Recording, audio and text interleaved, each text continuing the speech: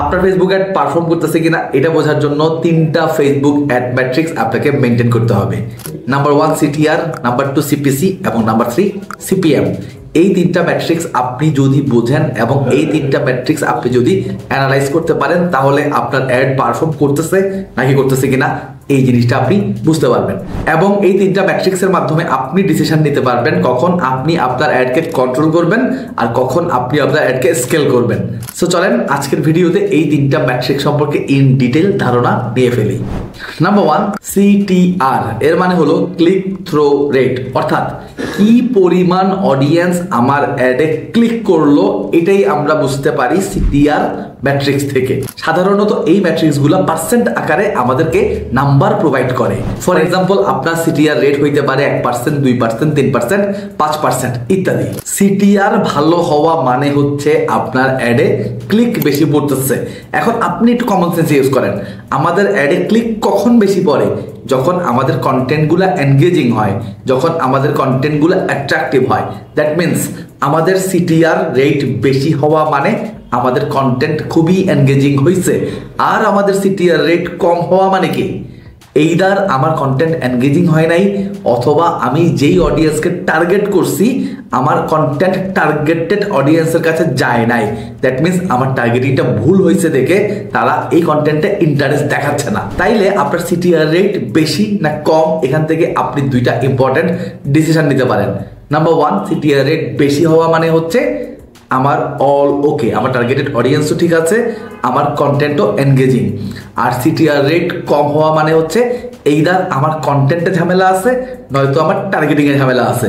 So এই CTR rate জানার পর আপনি ডিসিশন নিতে পারবেন আপনার অ্যাড যদি পারফর্ম না করে কেন সে পারফর্ম করতেছে না। নাম্বার 2 সিপিসি মানে কস্ট পার ক্লিক, অর্থাৎ প্রত্যেকটা ক্লিকের জন্য আমার কি পরিমাণ কস্টিং হচ্ছে এইটা আমরা বুঝতে পারি সিপিসি রেট দেখে। সিটিআর বুঝে যাবার কারণে সিপিসি কে আমরা ভেরি ইজিলি বুঝতে পারতেছি যে আমার কস্ট পার ক্লিক যদি বেশি হয় দ্যাট মিনস কি আমার প্রতিটা ক্লিকের খরচও বেশি, তার মানে আমার অ্যাড নট ইফেক্টিভ। অর্থাৎ সমস্যা এখানেও সেম, মানুষ আমার অ্যাডে ক্লিক করতে চাচ্ছে না। সো মানুষ যখন ক্লিক করতে চাচ্ছে না তার মানে হয় আমার কন্টেন্ট ভালো না, না হয় আমি সঠিক মানুষের কাছে যাইতে পারি নাই।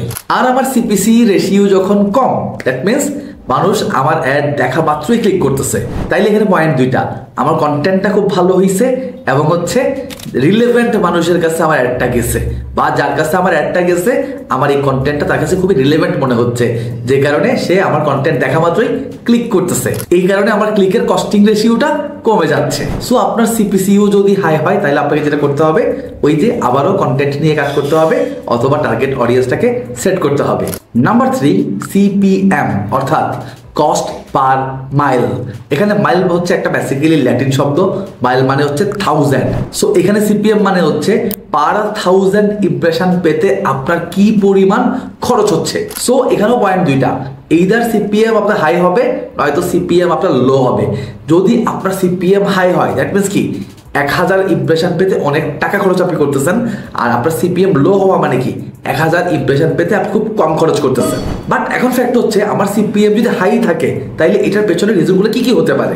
নাম্বার 1 যদি আপনার অডিয়েন্স ওভারল্যাপ করে, যে আপনার বারবার একই অডিয়েন্সের কাছে আপনার কন্টেন্ট চলে যাচ্ছে, তাইলে আপনার সিপিএম হাই হতে পারে।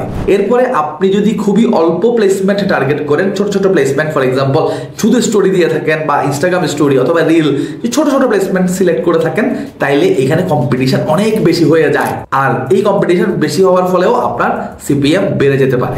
এরপরে আপনার অডিয়েন্স সাইজটা যদি খুবই ছোট হয়, খুবই ন্যারো হয়, তাইলেও কিন্তু আপনার খরচ বেড়ে যায়। সো এখানেও সিপিএম রেটটা হাই হতে পারে। তারপরে কম্পিটিশন একটা ফ্যাক্ট, ফর এক্সাম্পল আপনি ঈদের সিজনে কাপড় সেল করবেন।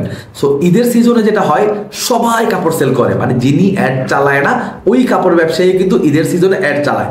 দ্যাট মিনস আপনারা একই অডিয়েন্সের কাছে সবাই যাওয়ার চেষ্টা করতেছেন, তার মানে কি কম্পিটিশন হাই।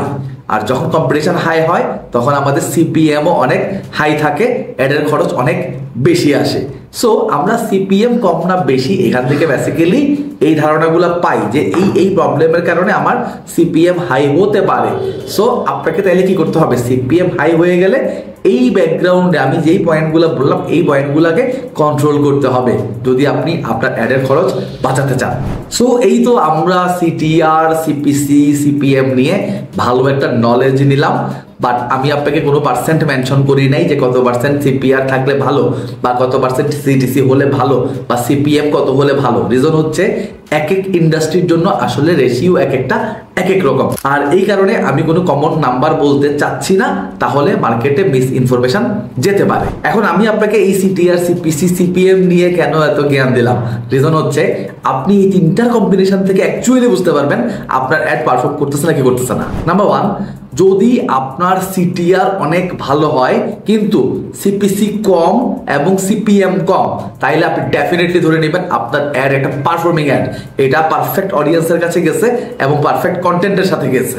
কিন্তু যদি ঘটনা ঘটে উল্টা, আপনার সিটিআর কম কিন্তু সিপিসি বেশি এবং সিপিএম বেশি, তাইলে বস আপনার অ্যাড পারফেক্ট অডিয়েন্সের কাছে যায় নাই এবং পারফেক্ট কন্টেন্টের সাথেও যায় নাই। সো এখনই আপনার উচিত আপনার এই নন পারফর্মিং অ্যাডটাকে বন্ধ করে দেয়া এবং নতুন করে প্ল্যান করা। সো আই হোপ আপনি মিনিমাম একটা লার্নিং আমার কাছ থেকে হয়তো পাইছেন।